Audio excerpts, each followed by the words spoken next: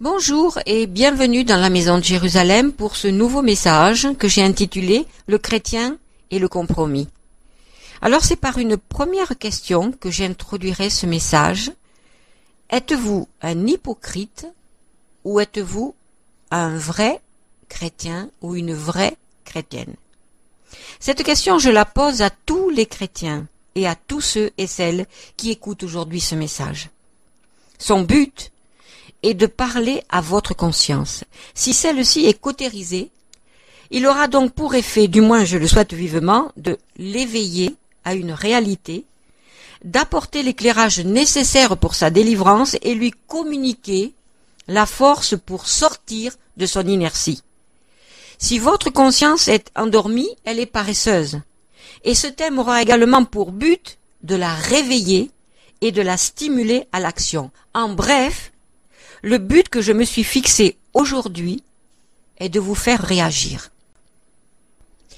Reconnaissez que le don précieux de la vie nous a été donné par Dieu. C'est un cadeau que nous devrions apprécier si, je dis bien si, les conditions de vie étaient respectées.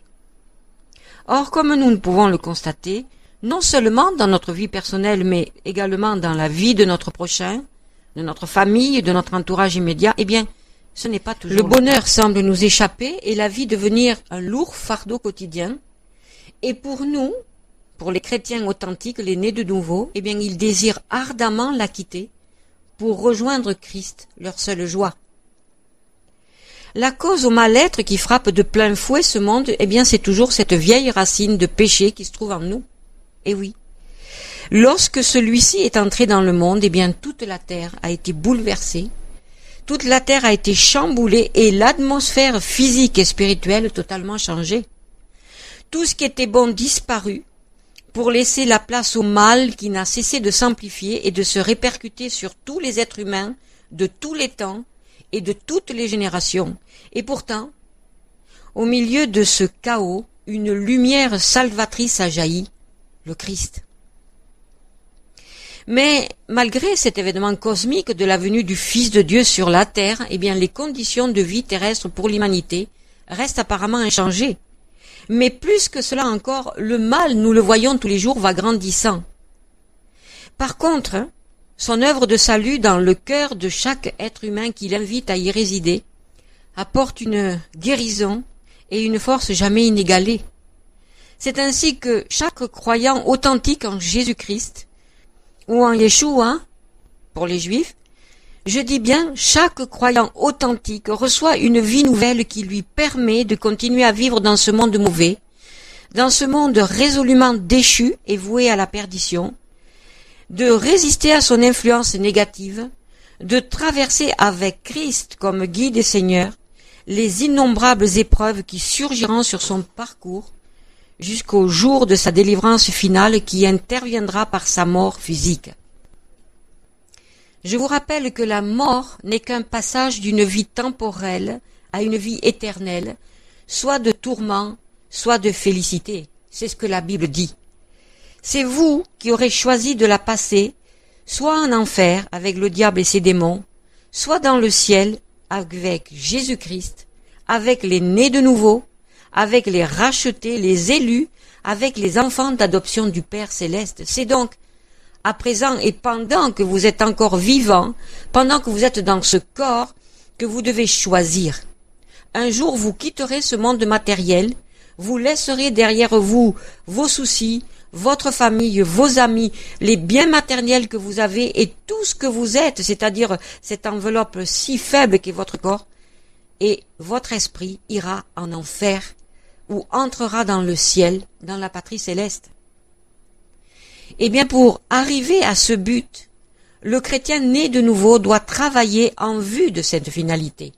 Et c'est un chemin étroit qui l'attend, et il n'en tient cependant qu'à lui de l'emprunter. Son adhésion intellectuelle à l'œuvre du Christ sur la croix ne fera jamais de lui un disciple de Christ, ne fera jamais de lui un fils ou une fille de la maison du Père.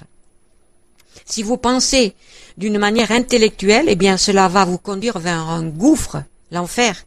Par contre, si vous avez vécu l'expérience de la nouvelle naissance selon l'enseignement même de Christ, alors vous aurez franchi la porte qui s'ouvre sur deux chemins. La Bible les décrit soit comme resserrés et qui mènent à la vie, soit comme spacieux et qui conduit à la perdition éternelle. Je vous invite à lire dans l'Évangile selon Matthieu, au chapitre 7, des versets 13 à 14, ce que Jésus dira: « Entrez par la porte étroite, car large est la porte, spacieux est le chemin qui mène à la perdition, et il y en a beaucoup qui entrent par là. Mais étroite est la porte, resserrez le chemin qui mène à la vie, et il y en a peu qui les trouvent. » De votre choix va dépendre toute votre éternité et fera de vous soit un disciple véritable de Christ, soit un faux disciple, un chrétien de nom. Alors que voulait dire Jésus en parlant ainsi? Eh bien, croire au Christ ne fait pas de vous automatiquement un disciple de Christ. Mais tout croyant en Christ peut devenir un authentique disciple de Christ. Comment? Par une volonté déterminée à obéir au commandement de son maître, le Christ. Qu'est-ce qui fait la différence? Le Saint-Esprit et vous. Nous allons prendre 3 exemples concrets de personnes pour comprendre ce que je vais vous dire aujourd'hui. Le premier exemple, la première personne, après avoir cru à l'Évangile, après s'être réellement et sincèrement repenti de ses péchés, en avoir reçu le pardon par le baptême d'eau par immersion, eh bien ce croyant né de nouveau, c'est-à-dire né de l'Esprit Saint, a accepté le principe de travailler à son salut en amenant sa volonté à s'unir à son nouveau maître, le Christ, pour suivre ses directives et ses enseignements et les appliquer concrètement dans sa vie de tous les jours. Ce croyant-là est né de nouveau et son guide maintenant c'est le Saint-Esprit. Il est entré par la porte étroite et marche sur ce chemin resserré dont parle le Christ. Il est resserré parce qu'il ne va pas s'agir pour ce croyant né de nouveau de mener sa vie comme autrefois. Il marche sur la voie du discipulat qui conduit à la vie éternelle. Désormais, il va pouvoir porter du fruit pour le royaume céleste pendant sa vie terrestre. Et, s'il persévère dans la sanctification, sans laquelle nous dit l'auteur de la lettre aux Hébreux au chapitre 12 et au verset 14, personne ne verra le Seigneur, il aura pour fin une vie éternelle auprès de Jésus-Christ. Je vous invite à lire dans la première lettre aux Thessaloniciens, au chapitre 4 et au verset 3, ce que Paul enseigne.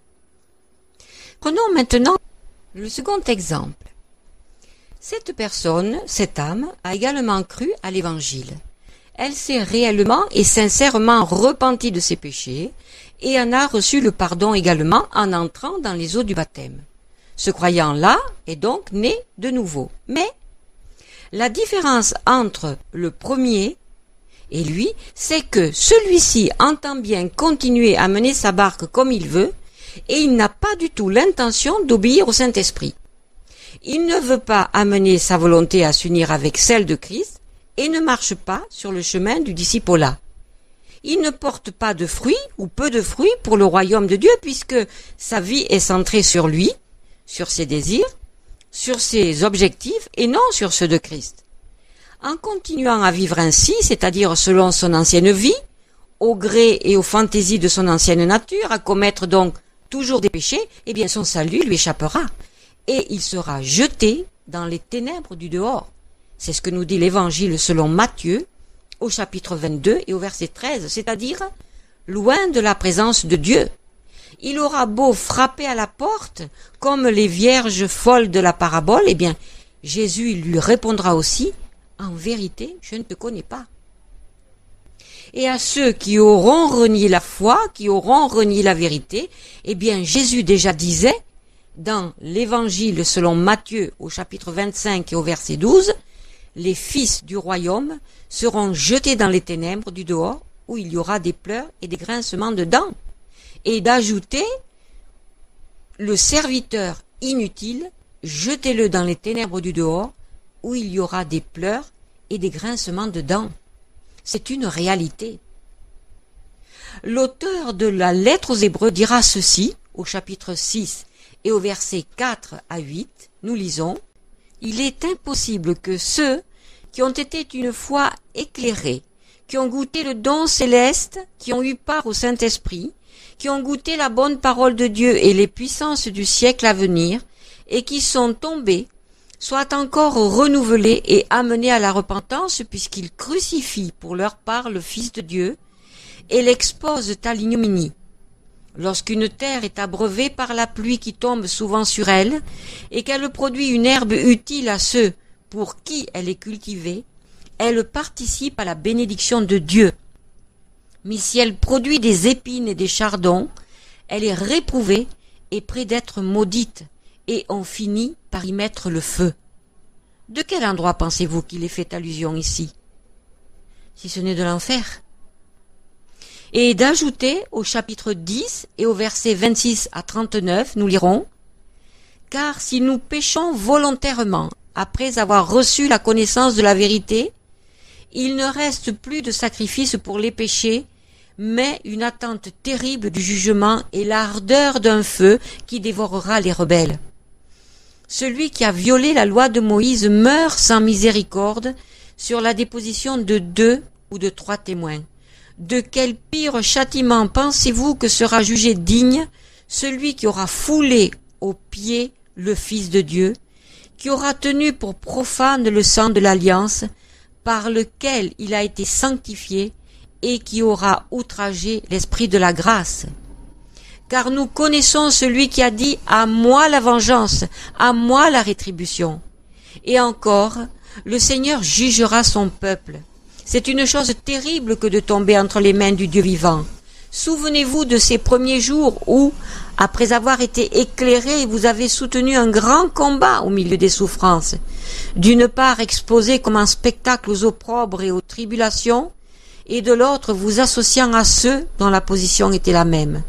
En effet, vous avez eu de la compassion pour les prisonniers et vous avez accepté avec joie à l'enlèvement de vos biens, sachant que vous avez des biens meilleurs et qui durent toujours. N'abandonnez donc pas votre assurance à laquelle est attachée une grande rémunération, car vous avez besoin de persévérance afin qu'après avoir accompli la volonté de Dieu, vous obteniez ce qui vous est promis. Encore un peu de temps, celui qui doit venir viendra et il ne tardera pas, et mon juste vivra par la foi. Mais s'il se retire, mon âme ne prend pas plaisir en lui. Nous ne sommes pas de ceux qui se retirent pour se perdre, mais de ceux qui ont la foi pour sauver leur âme. Il s'agit ici de celui qui avait abandonné la foi, de celui qui retourne à ses anciennes œuvres, de celui qui retourne à ses anciennes croyances et également à la loi mosaïque, de celui qui retourne à ses anciens péchés. L'apôtre Pierre viendra confirmer ces paroles en écrivant dans sa seconde lettre au chapitre 2, des versets 20 à 22, et nous lirons « En effet, si après s'être retirés des souillures du monde par la connaissance du Seigneur et Sauveur Jésus-Christ, les croyants s'y engagent de nouveau et sont vaincus, leur dernière condition est pire que la première, car mieux valait pour eux n'avoir pas connu la voie de la justice que de se détourner, après l'avoir connu, du saint commandement qui leur avait été donné. Il leur est arrivé ce que dit un proverbe vrai, le chien est retourné à ce qu'il avait vomi, et la truie lavée s'est vautrée dans le bourbier. Eh bien, ne soyez pas trop sûrs de vous-même. Ne vous illusionnez pas, parce qu'il est possible de perdre son salut. C'est la Bible qui le dit. Et si aujourd'hui vous vous sentez interpellé, eh bien, je vous exhorte à changer immédiatement de voie. Il est encore temps pour vous. Enfin, nous prendrons le troisième exemple, qui a ce que j'appellerais une foi intellectuelle. Cette âme, cette personne a opté pour la tradition de ses parents ou la tradition tout court. Elle s'est jointe à une église, elle s'est jointe à un mouvement en y accomplissant les rites et les actes religieux que propose cette communauté ecclésiale. Mais sa foi n'est pas vivante. Elle n'a pris aucune décision personnelle, elle n'a pris aucun engagement personnel pour ou contre Christ, parce que le mouvement dans lequel elle s'est jointe, eh bien, ne lui a pas montré la nécessité de s'engager. Elle ne s'est donc pas repentie de ses péchés. Elle est encore dans ses péchés, et elle n'a donc pas reçu le baptême d'eau par immersion pour le pardon de ses péchés. Elle ne connaît pas personnellement le Saint-Esprit et par conséquent, elle ne l'a pas invité à devenir son guide puisque sa foi est une foi intellectuelle. Elle ne connaît pas le renoncement aux œuvres mortes, elle ne connaît pas le renoncement au péché, elle vit comme le monde parce que elle appartient au monde. Elle vit donc dans l'ignorance et dans de profondes ténèbres spirituelles, et elle n'a aucune chance d'entrer dans une éternité glorieuse en la présence de Christ, hélas. Elle ne connaît pas la voie du discipolat, et elle ne marche pas sur le chemin étroit et resserré, mais bien au contraire, elle marche sur la voie spacieuse et sur le chemin qui mène à la mort éternelle. Eh bien, comme à mon habitude, avant de continuer, je vous poserai cette seconde question. Sur quel chemin vous êtes-vous engagé? Je vous exhorte vivement à faire votre examen de conscience afin de considérer vos voies et, si vous n'êtes pas sur le véritable sentier, sur ce chemin étroit et resserré dont parle Jésus, mais qui conduit à la vie, eh bien je vous exhorte à y aller très vite et à commencer une vie nouvelle avec Jésus comme Sauveur et Seigneur.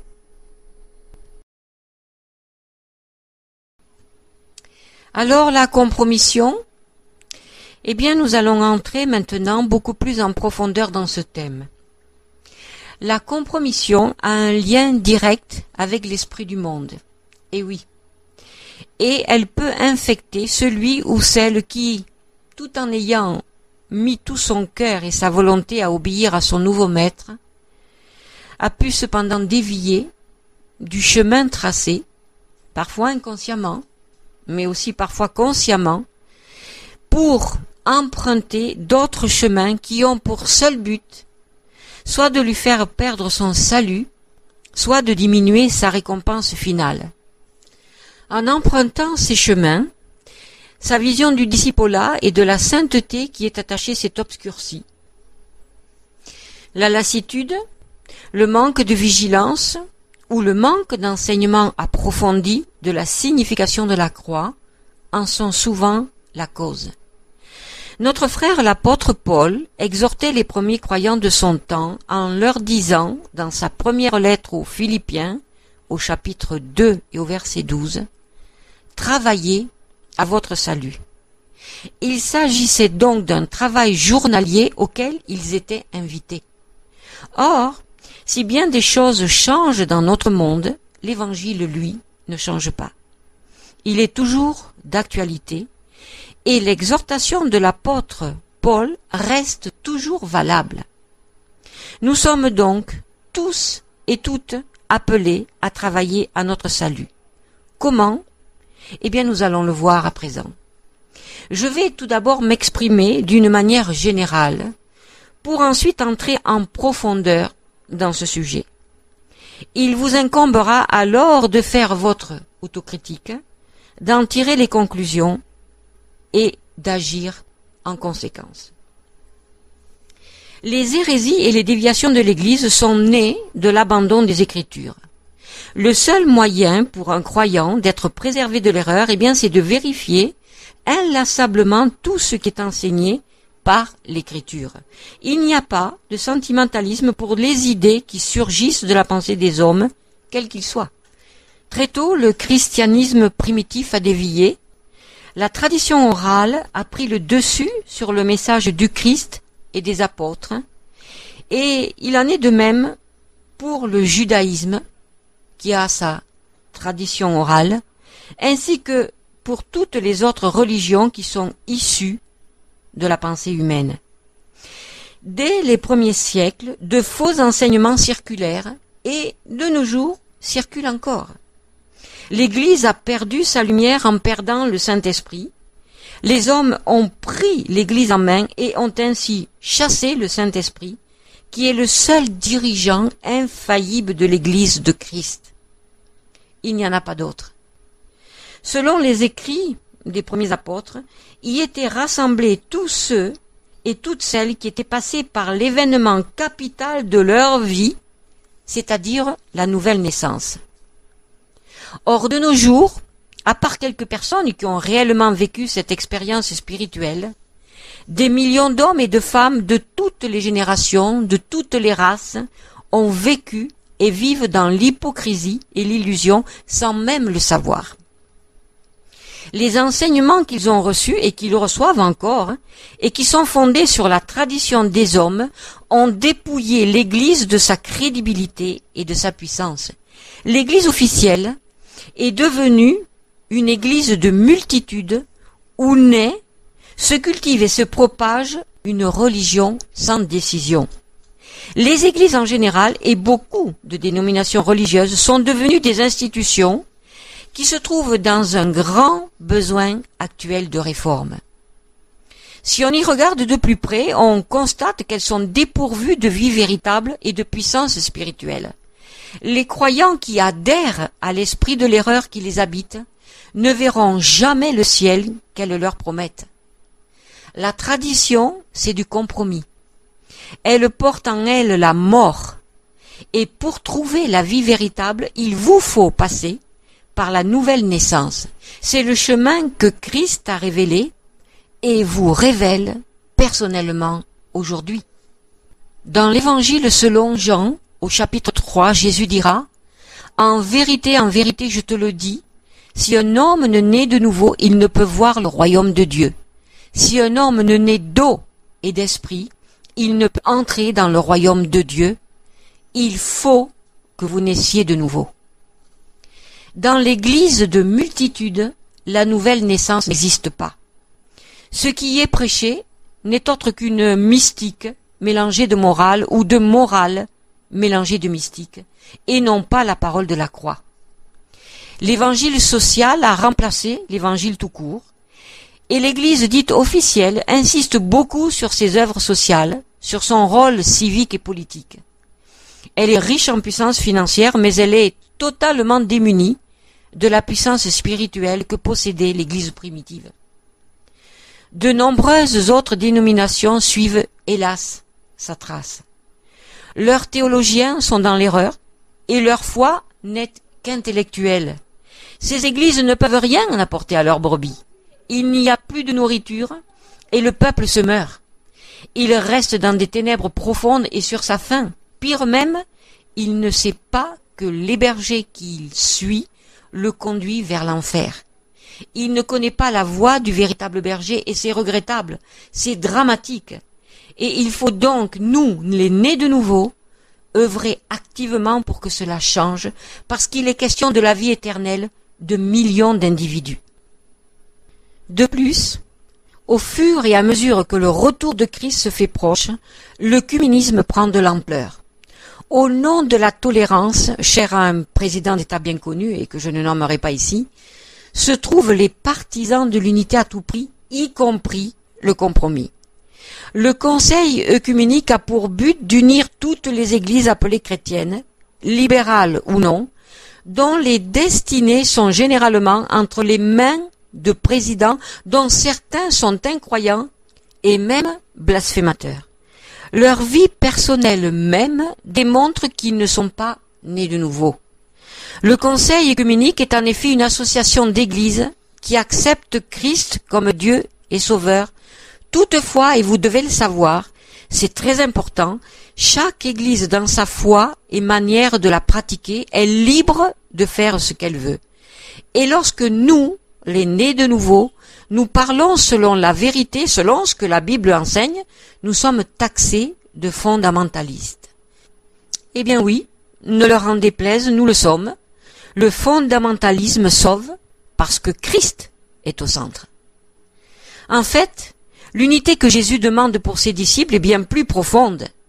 L'unité véritable est assurée par la pureté de chaque membre qui compose son corps terrestre. Or, pour être pur, il faut être séparé du monde. Et il faut être séparé de l'esprit qui œuvre dans le monde, ce que ne sont pas les membres qui composent ces églises-là.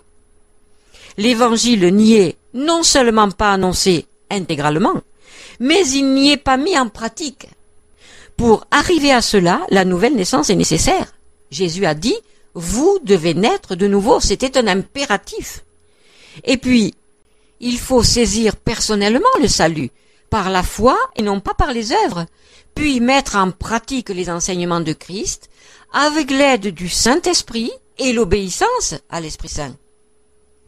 Une Église dont les croyants ont été régénérés par le Saint-Esprit sont passés par la repentance et ont été baptisés par immersion pour le pardon de leurs péchés. Ce n'est qu'à ces conditions qu'ils peuvent alors être intégrés dans l'Église véritable qui est, je le rappelle, le corps de Christ sur la terre. Ils participent ainsi à la Sainte Seine par le pain et le vin, et non pas par l'hostie. C'est cela l'Église de Jésus-Christ, et selon l'enseignement de Jésus lui-même et des apôtres. Mais l'entrée dans la vie spirituelle ne s'arrête pas là.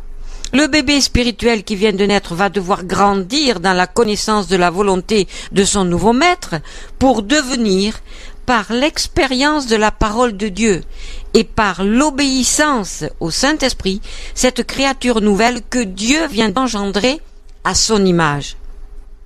Or, ce message puissant, il n'est jamais enseigné par les partisans de la tradition parce qu'ils ne le connaissent pas, tout simplement.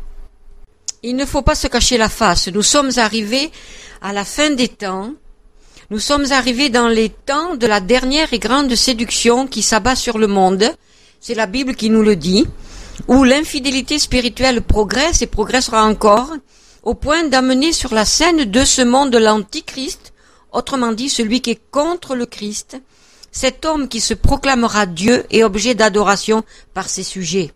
Nous connaissons tous ce passage dans la seconde lettre aux Thessaloniciens, au chapitre 2, des versets 3 et 9. C'est Paul qui nous révèle cet antéchrist, selon également le livre de l'Apocalypse, que je vous invite à lire, au chapitre 13 et au chapitre 14, dans lequel Jésus nous révèle un avenir très sombre qui attend le monde apostate et impie à la fin des temps. Ce sera le résultat de l'apostasie. Or, nous savons que l'apostasie, cela veut dire l'abandon de la foi en Christ. Et cette apostasie amènera cet homme à un pouvoir mondial satanique sur tous les peuples, et ceci avant le retour de Christ sur la terre d'Israël. Tous ceux qui auront adoré son règne, qui auront reçu sa marque, soit sur la main droite, soit sur le front, seront non seulement perdus pour l'éternité, mais tourmentés chaque jour de leur vie terrestre pendant la période de la domination de ce dictateur. La Bible révèle clairement que cette période troublée précédera la venue du Maître véritable, le retour de Jésus, le Christ, le Messie juif, le Sauveur d'Israël, son peuple, et le Sauveur, mais aussi le Seigneur des nations. Je vous invite à ouvrir le livre de l'Apocalypse et de lire dans le chapitre 13, dans le chapitre 14, des versets 9 à 10, et ainsi que le chapitre 20 et les versets 4 à 6. Si vous entendez cela, sachez donc que vous devez vous inquiéter sérieusement de votre condition spirituelle actuelle pour ne pas être prise à votre tour dans les filets de ce dictateur cruel qui vient. Sortez donc de vos illusions, sortez de votre chrétienté de façade, il est encore temps pour vous de revenir sur le bon chemin, de le découvrir, de le parcourir avec votre nouveau guide, le Saint-Esprit. Passons maintenant au compromis qui touche les nés de nouveau en entrant en profondeur dans ce thème. Le compromis ne touche pas seulement les chrétiens de nom, parce qu'ils y sont en plein malheureusement, et seulement une prédication musclée et ointe par le Saint-Esprit peut les électrocuter à salut. Mais le compromis touche également certains croyants dits professants. Le non-exercice de la discipline dans l'Église, la tolérance pour le péché ont fait que l'esprit mondain se trouve dans beaucoup de cœurs et donc dans beaucoup de vies. La discipline qui devrait être pratiquée dans l'Église par ses conducteurs et qui était d'ailleurs brillamment exercée, je le répète, par les apôtres de l'Église primitive, elle n'est plus au menu du jour. Les raisons en sont multiples, mais probablement que certains responsables spirituels ne sont pas conscients de sa nécessité, et c'est très grave. Cela peut aussi, bien sûr, les arranger, et nous verrons pourquoi, j'en parlerai également. Le légalisme et la philosophie se sont installés un peu partout et le retour à la pratique de la loi mosaïque frappe aussi certains chrétiens d'origine juive. Et pire que cela, je voudrais ajouter que elle trouve hélas de l'écho chez les chrétiens issus des nations. C'est un scandale et c'est une nouveauté qui est amenée par un vent de sentimentalisme humain, mais ce n'est pas le vent de l'Esprit de Dieu. Le message de la croix, ce message si simple mais si puissant, est quasiment oublié et remplacé par des enseignements de tout genre qui, dira Jésus-Christ, filtrent le moucheron et avalent le chameau. Ces enseignants de la parole la décortiquent mot à mot, ils y cherchent un sens spirituel, parfois, même selon la racine hébraïque, ce n'est pas mal, c'est un exercice à la mode actuellement, je ne veux pas dire que c'est mal, mais leurs messages sont démunis de puissance sur leur vie personnelle d'une part, et ensuite sur la vie de leurs auditeurs. Ils ont pour finalité de satisfaire l'intelligence et la connaissance, donc la chair. Et le désir du savoir prend le dessus sur la nécessité d'une nouvelle vie sous la conduite du Saint-Esprit. L'apôtre Paul ne manquait pas de dire que la connaissance enfle. Et le résultat donc c'est que l'enseignant et le croyant restent des êtres charnels, des croyants sans puissance sur leur vie personnelle et sans puissance envers leur prochain. Ils sont tous deux inutiles au royaume de Dieu. Or, l'apôtre Paul disait dans sa première lettre aux Corinthiens, au chapitre 4 et au verset 20, « Le royaume de Dieu ne consiste pas en parole, mais en puissance. » Et pour l'obtenir, cette puissance, il y a des conditions à respecter. Quelles sont-elles? Ce sont la sanctification journalière par la repentance et le renoncement, non seulement au péché et aux œuvres mauvaises, mais également le renoncement à soi-même, c'est-à-dire à sa propre vie, à ses propres ambitions, à ses propres désirs. Le moi doit être détrôné et soumis à Christ. Jésus dira, dans l'Évangile selon Jean au chapitre 12 et au verset 25, « Celui qui aime sa vie dans ce monde la perdra, mais celui qui hait sa propre vie dans ce monde la gardera pour la vie éternelle. » C'est le programme divin. Et ce programme, en vérité, n'a pas été enseigné clairement par certains responsables spirituels, qui du reste, pour beaucoup, ne l'ont pas compris eux-mêmes, et qui, en plus, faute de sanctification, peuvent rester dans des liens spirituels consécutifs au péché qu'ils ont pratiqué dans leur vie d'avant leur conversion, et dont ils n'ont pas été délivrés. Et oui, lorsqu'on vient à Jésus-Christ, tout n'est pas effacé. Le péché est effacé, Christ l'a porté sur la croix, mais nous devons mettre à mort certains péchés parce qu'ils sont coriaces, et il y a d'autres péchés qui sont liés à des puissances de ténèbres. Alors dire qu'un chrétien, un homme, une femme qui arrive à Jésus, qui est devenu un chrétien, un croyant né de nouveau, n'a pas besoin de délivrance, mais c'est une erreur grossière. Et ces démons ou ces esprits spirituels bloquent et peuvent amener à chuter gravement. Mais, d'un autre côté, si par contre la vérité a bien été saisie par le croyant, si elle a bien été prêchée par les responsables aux brebis, eh bien celles-ci ne se sont pas appliquées à la mettre en pratique. Cela est également vrai. C'est une réalité. Alors parmi les croyants assidus dans les églises, et même chez certains qui sont véritablement engagés, eh bien beaucoup démontrent par leur conduite personnelle et par la conduite de leurs enfants, par la conduite de leur famille, qu'ils ne sont pas nés de nouveau et qu'ils ne sont pas porteurs du véritable message de l'Évangile. Ce sont ni plus ni moins des croyants religieux, des croyants superficiels et n'hésitons pas à dire des hypocrites, qui renient le maître dont ils se réclament.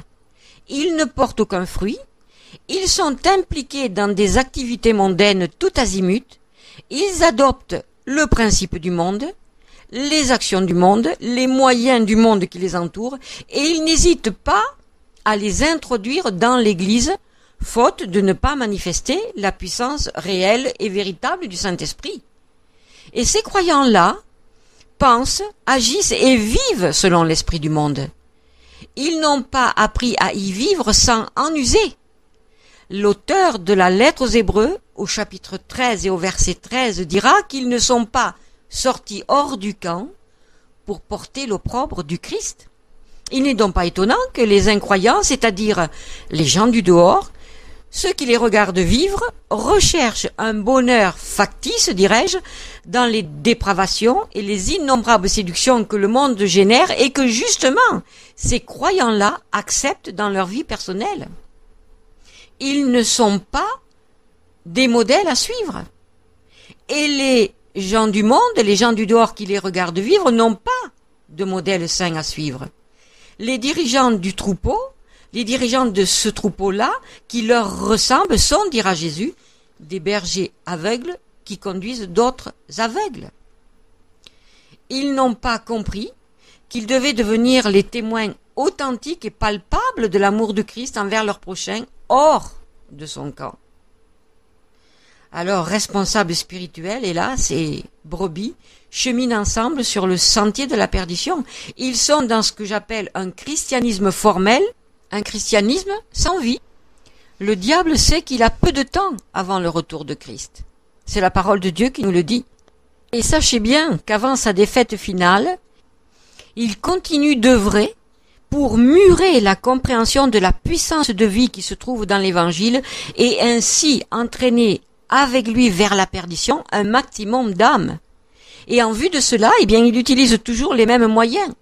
Il utilise toujours les séductions en tout genre, il utilise toujours le mensonge, l'ambition personnelle, le désir de se faire un nom, de réussir sa vie professionnelle et donc terrestre, en oubliant qu'il y a un côté céleste aussi qui existe.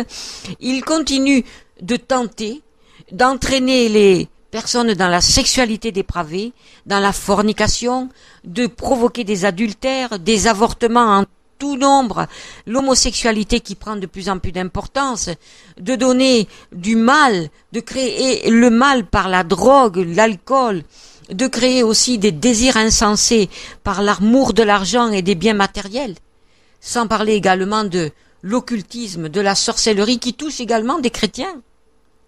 Croyez bien qu'il met tout en œuvre pour que l'évangile de Christ reste voilé. Et Satan s'est très bien œuvré avec les apostates également, et au travers de personnes totalement athées ou hypocrites, pour installer une nouvelle façon de vivre entièrement tournée vers le moi, une vie exempte de toute notion de péché, où tout peut se faire parce que rien n'est répréhensible. Et l'apôtre Paul le dira dans sa lettre aux Corinthiens, au chapitre 4, au verset 3.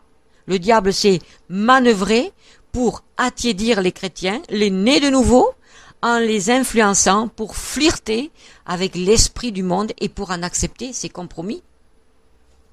Alors le compromis, eh bien c'est le moment de le dénoncer, et je vais le faire pour votre édification et non pour votre destruction, comme le dira l'apôtre Paul dans sa seconde lettre aux Corinthiens et au chapitre 13 et au verset 10. Il faut dénoncer le compromis, et c'est ce que je vais faire. Voyons donc à présent de quoi il s'agit.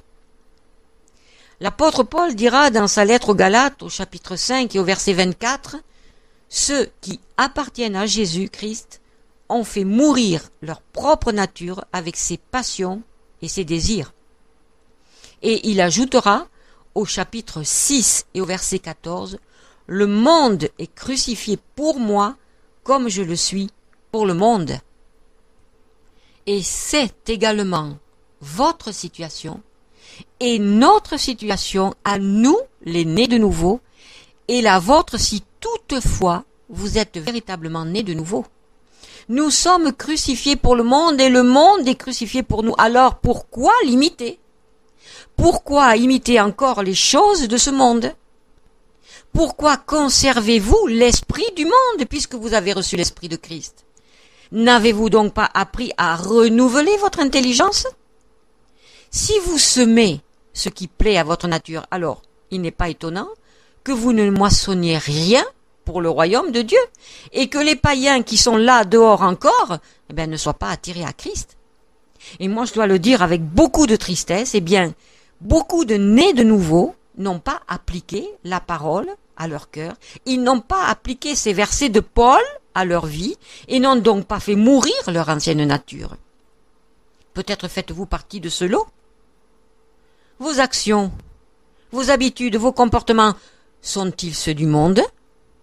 Si c'était le cas, eh bien sachez que vous demeurez les enfants d'un autre Père. Le Saint-Esprit n'est pas votre maître. De qui êtes-vous donc l'ambassadeur? De qui êtes-vous donc l'ambassadrice? De qui êtes-vous donc les ambassadeurs? L'apôtre Paul dira dans sa lettre aux Colossiens au chapitre 3 et au verset 2 « Préoccupez-vous de ce qui est en haut, attachez-vous aux choses d'en haut et non à celles qui sont sur la terre, car vous êtes morts à ces choses. » Est-ce le cas pour vous? Pouvez-vous vous poser honnêtement cette question? Pour quel but je vis? Et encore celle-ci, quel est mon style de vie? Êtes-vous attaché à votre bien-être, à votre confort? Êtes-vous attaché à vos biens personnels? Savez-vous qu'ils peuvent alourdir votre marche et vous empêcher de répondre présent à l'appel du Saint-Esprit pour une œuvre à laquelle il vous destine? Vivez-vous pour vous enrichir? Vivez-vous pour investir dans ce monde dans lequel, je vous le rappelle, tout comme l'apôtre Paul vous le rappellerait, vous n'êtes qu'un passager? Vivez-vous pour posséder des maisons, des champs, des biens de toutes sortes, des terrains, des voitures, des biens qui satisfassent vos caprices? Vivez-vous pour acquérir des biens temporels et peut-être amasser pour votre famille, pour vos enfants qui, pour certains d'entre vous, ne sont même pas croyants?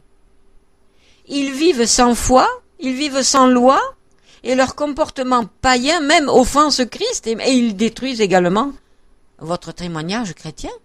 Et vous allez amasser de l'argent pour des enfants qui ne veulent pas se convertir? Savez-vous que l'œuvre de Dieu souffre de votre indifférence? Eh oui, et même beaucoup de votre indifférence. Dieu donne des biens, mais pour l'évangile, pour qu'il soit prêché, pour que des âmes soient sauvées, pour que des œuvres voient le jour. Je ne veux pas dire par là que Dieu ne donne pas des biens pour que nos enfants et vos enfants en aient la jouissance, mais s'ils ne sont pas chrétiens, cet argent ne leur revient pas. De quelle manière dépensez-vous l'argent que Dieu vous donne? À fumer des cigarettes qui détruiront très certainement votre vie? À changer de voiture selon le goût du moment ou selon votre plaisir? À vous monter peut-être une superbe garde-robe selon le temps et la mode qui passe?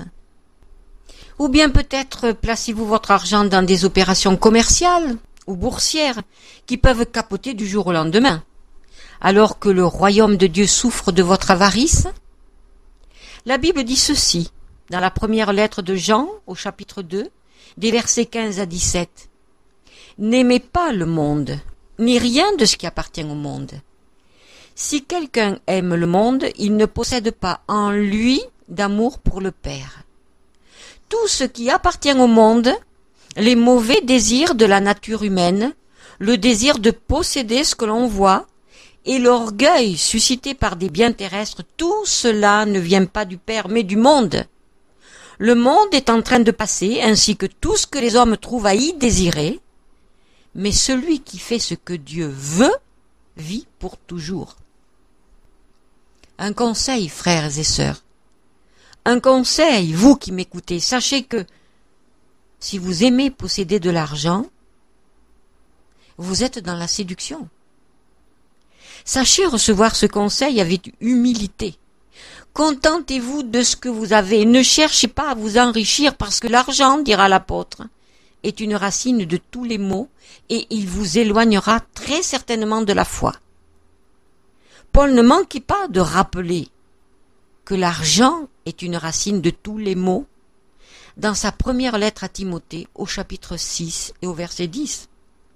Vivez humblement et recherchez la richesse du ciel qui est de vivre dans la présence et dans la puissance de l'Esprit Saint.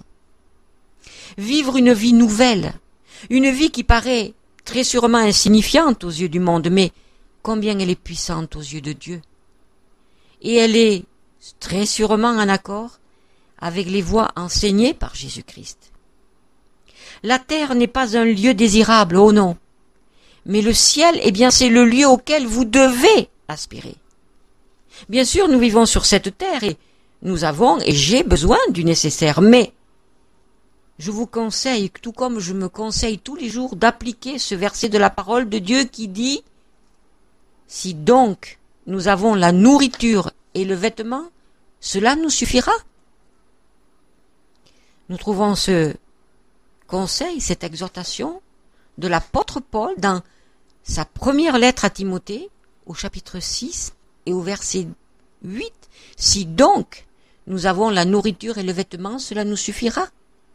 Et Paul d'ajouter, j'ai été crucifié avec Christ, et si je vis, ce n'est plus moi qui vis, c'est Christ qui vit en moi. Si je vis maintenant dans la chair, je la vis dans la foi au Fils de Dieu qui m'a aimé et qui s'est livré lui-même pour moi. Et il dira encore ceci, ceux qui sont en Jésus-Christ ont crucifié la chair avec ses passions et ses désirs, et enfin, il dira aussi, pour ce qui me concerne, loin de moi la pensée de me glorifier d'autre chose que de la croix de notre Seigneur Jésus-Christ, par qui le monde est crucifié pour moi comme je le suis pour le monde. Relisez l'épître de Paul aux Galates. Relisez les chapitres 2, les chapitres 5 et le chapitre 6. Jésus dira également, dans l'évangile selon Jean, au chapitre 12 et au verset 24, « En vérité, je vous le dis, si le grain de blé qui est tombé en terre ne meurt, il reste seul. Mais s'il meurt, il porte beaucoup de fruits. Êtes-vous crucifiés? Ou bien avez-vous quelque passion asservissante du monde? Par exemple, les jeux électroniques? Ou les gadgets?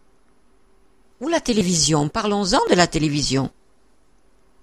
Combien d'heures passez-vous devant votre poste de télévision à regarder la vanité du monde et ses séductions? Mais c'est un appareil qui ne devrait même pas se trouver dans la maison d'un véritable disciple de Christ.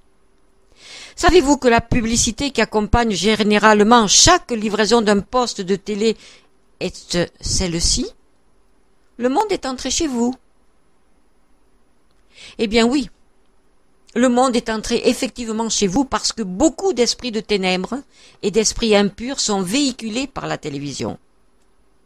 Les images que vous regardez lient votre regard même sans que vous le sachiez, et les paroles que vous entendez infectent vos oreilles et vos pensées. Eh bien la nuit, cela se traduit par des rêves impurs, et le jour, en désir immodéré. Les dieux sportifs de ce monde, est-ce qu'ils vous passionnent? Je veux parler du mondial du foot, ou de la finale du rugby, qui passionne tout autant un chrétien qu'un païen. Je veux également parler du tournoi de tennis, des Jeux olympiques où les hommes et les femmes courent après des médailles corruptibles. Les admirez-vous? Leurs posters se trouvent-ils dans les chambres de vos enfants?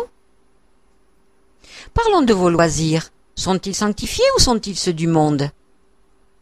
Les passez-vous à faire du lèche-vitrine et à acheter plus que de raison? Où passez-vous vos vacances? Pourriez-vous me répondre honnêtement? À la piscine? Au bord de la plage, au milieu de l'impureté du monde dont vous en admirez les actes? Osez-vous vous vêtir d'un maillot de bain? Enfin, je devrais plutôt dire vous dévêtir. Exhibez votre corps qui est le temple du Saint-Esprit, du moins si l'Esprit de Dieu habite en vous. Sans oublier les plaisirs païens tels que le cinéma, avec ses films de violence, ces films immoraux, sensuels, inspirés par les puissances de ténèbres qui régissent ce monde. Combien de voyages, de déplacements dépouillent votre bourse? Dépensez-vous égoïstement votre argent dans le but de vous détendre, de vous promener, de vous satisfaire? Combien de fois organisez-vous vos voyages, vos déplacements? N'avez-vous jamais songé à en remettre la somme pour un frère ou une sœur qui est peut-être dans le besoin ou pour l'avancement du royaume? Dieu aime que nous ayons des moments de détente et des moments de repos. Mais le tout est de savoir où vous passerez ces moments et avec qui. Parlons de la musique à présent. Aimez-vous la musique du monde? Les posters de ces artistes trônent-ils dans votre maison, dans les chambres de vos enfants et sur leurs vêtements? Organisez-vous des concerts? Pour Jésus, me direz-vous, oui, cela va de soi, bien entendu, mais au fait, où trouvez-vous le mot concert?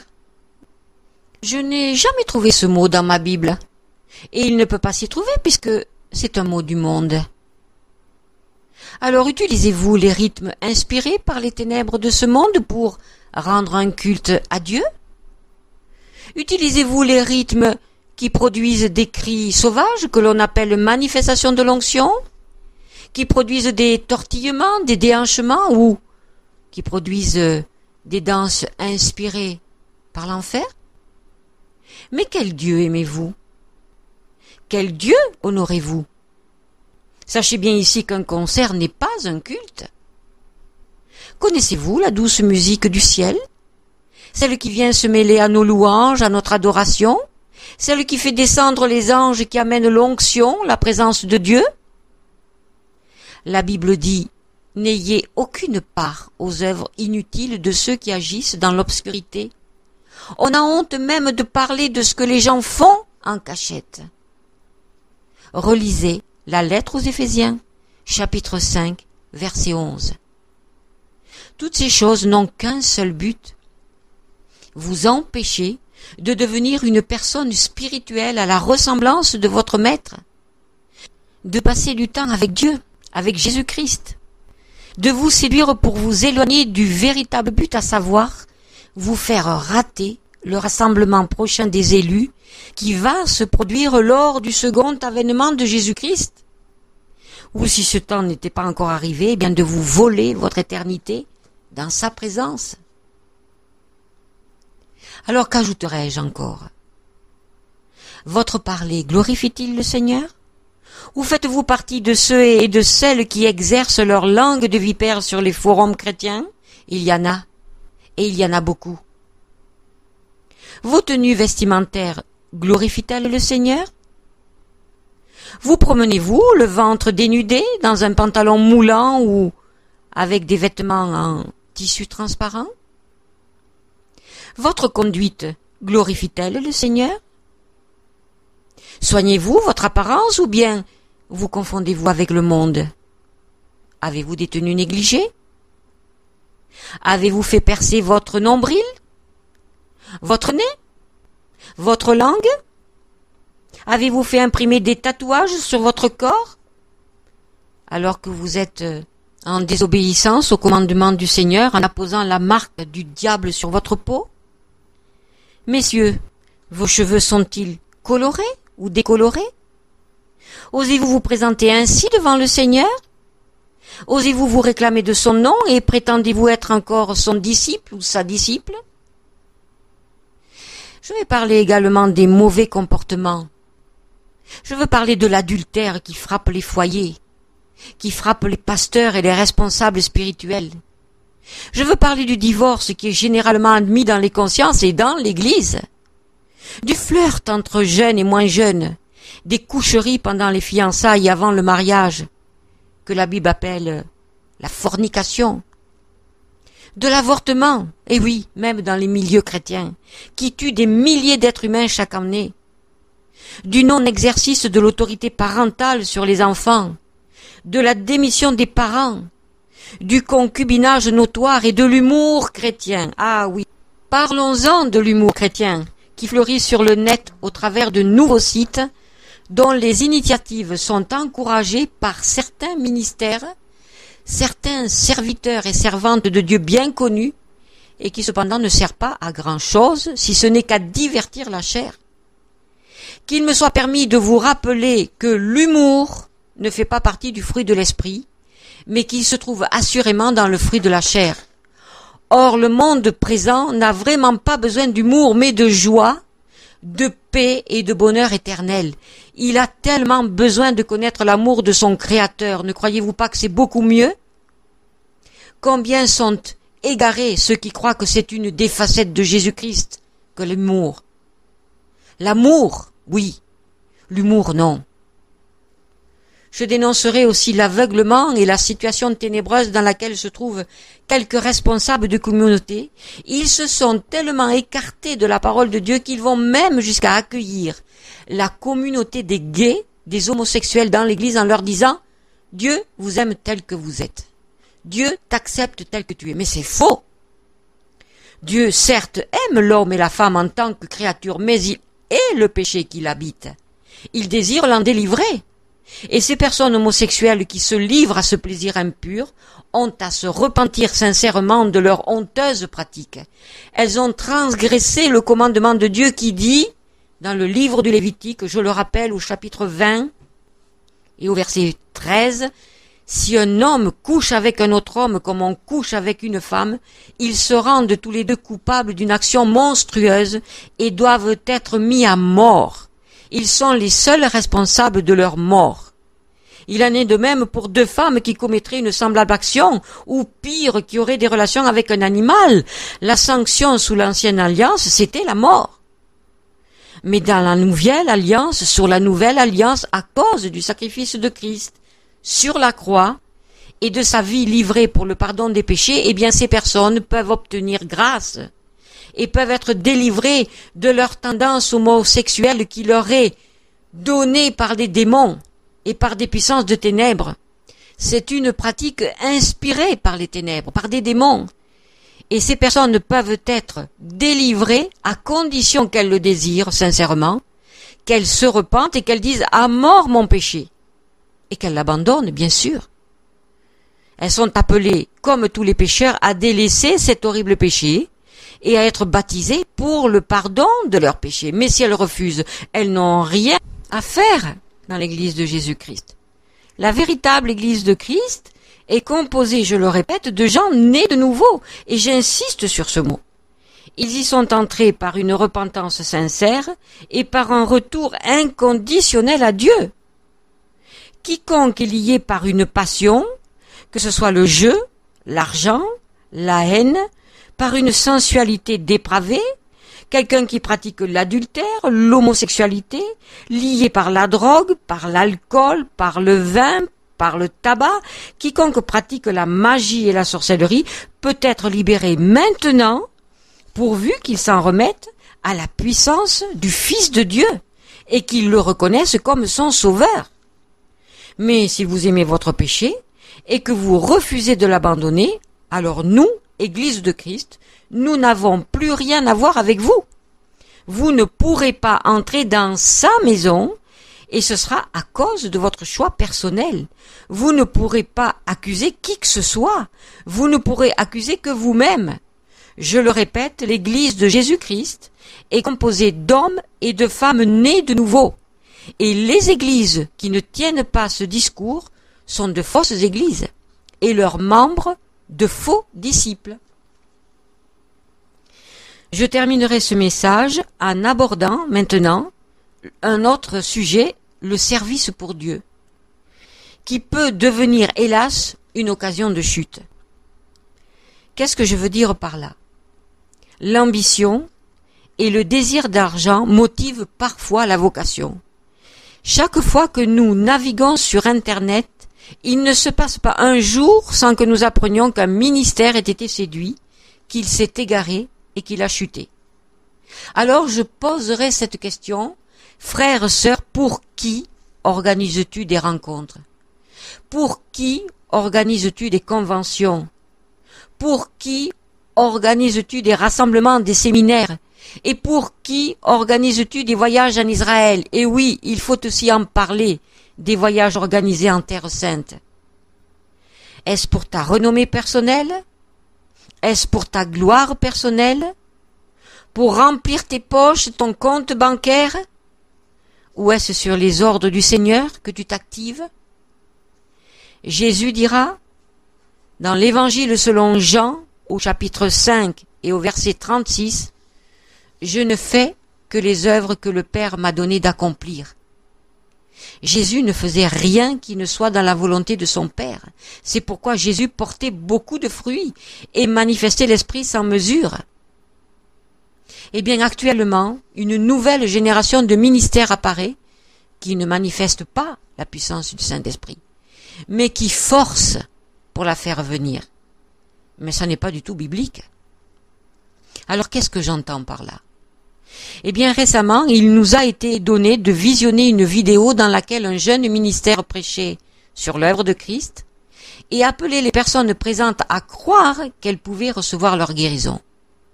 Mais quelle n'a pas été notre tristesse de constater que les personnes souffrantes qui s'approchaient pourtant avec espérance et foi pour recevoir leur guérison repartaient comme elles étaient venues. Il n'y avait pas eu de miracle. Il n'y avait pas eu les miracles annoncés et finalement, le prédicateur est descendu de son estrade pour se mêler dans la foule. Il s'est approché des personnes en leur posant ce genre de questions. Comment vous sentez-vous? Qu'avez-vous ressenti?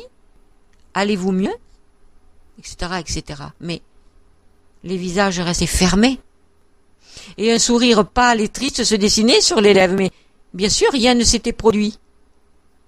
Et le prédicateur, alors, de prendre la main de la personne pour la rassurer, pour tenter de la persuader que le miracle pouvait encore avoir lieu, ou il l'engageait à marcher, si c'était là son problème, ou à remuer son bras, sa jambe, si c'était là son problème, alors que, manifestement, l'Esprit Saint, hélas, n'était pas présent sur lui, n'était pas présent dans sa prédication.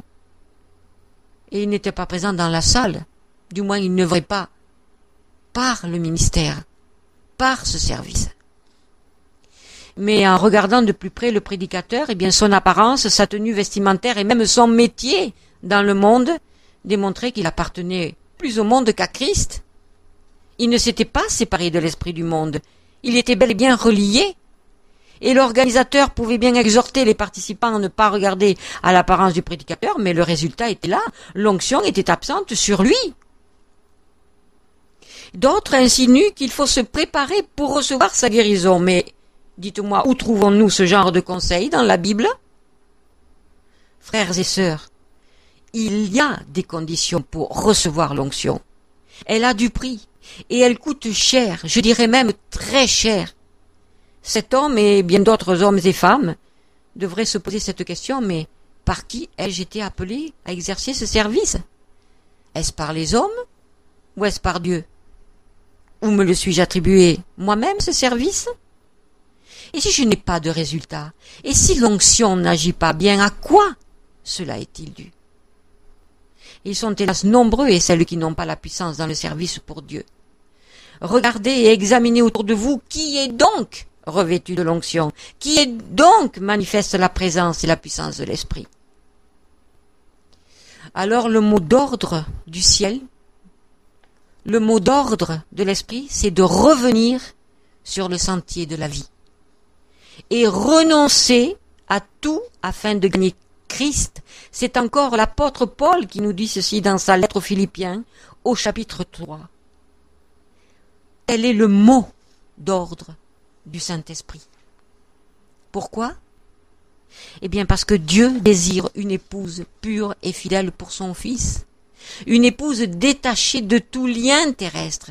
Et c'est à cela que vous êtes appelés, à faire partie de l'épouse de Christ.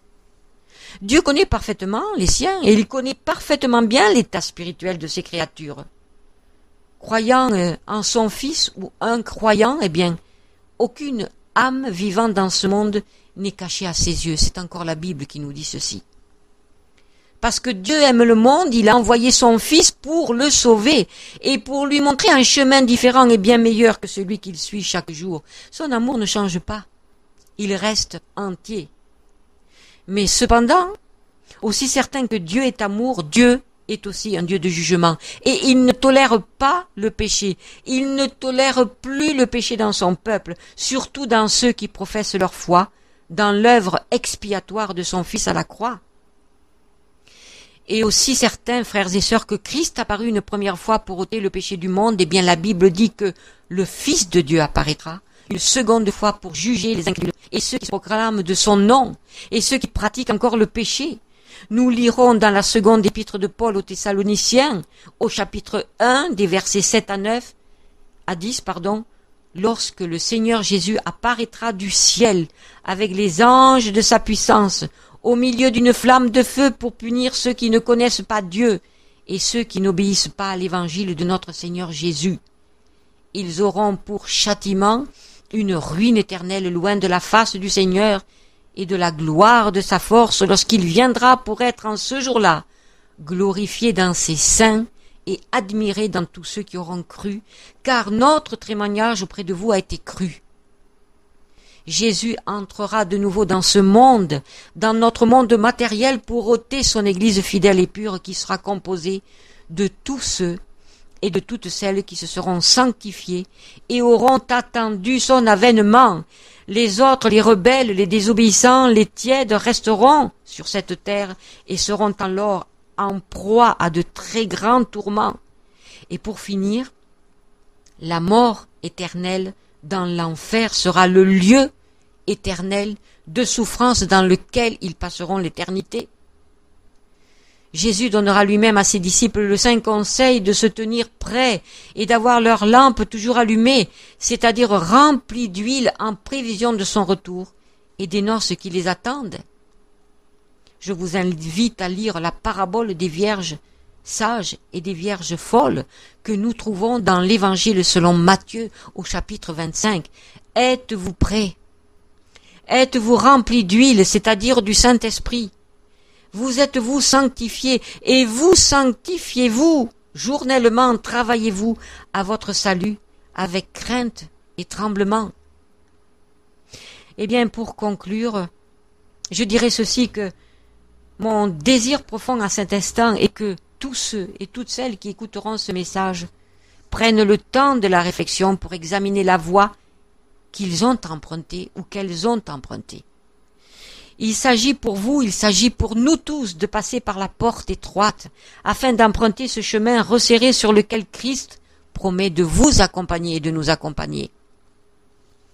Il vous devancera pour vous préparer la voie en vous montrant toutes les difficultés qui s'y trouvent, mais comme un bon berger, il vous donnera les moyens et la force de les surmonter afin que vous puissiez continuer à y cheminer en vainqueur. Et au bout de ce chemin se trouve la cité de Dieu, la cité dans laquelle Jésus-Christ lui-même vous attend. Alors, croyant né de nouveau ou croyant de non, eh bien un examen de conscience s'impose et je vous invite à le faire. Il y va de votre salut éternel. Sortez du monde organisé à la matière des hommes, à la manière des hommes et de l'esprit du mal qui régit ce monde, pour entrer dans le royaume de Dieu sur la terre, guidé par l'Esprit de Dieu. Oui, le royaume de Dieu est déjà sur la terre, parce qu'il y a des hommes et des femmes qui sont nés de nouveau. Découvrez le Dieu Tout-Puissant. Découvrez la réalité de la troisième personne de la Trinité de Dieu, le Saint-Esprit, qui est présent dans ce monde pour guider, pour éduquer, pour guérir, pour consoler et pour exhorter les fidèles disciples Jésus-Christ. Il est encore présent au milieu de nous.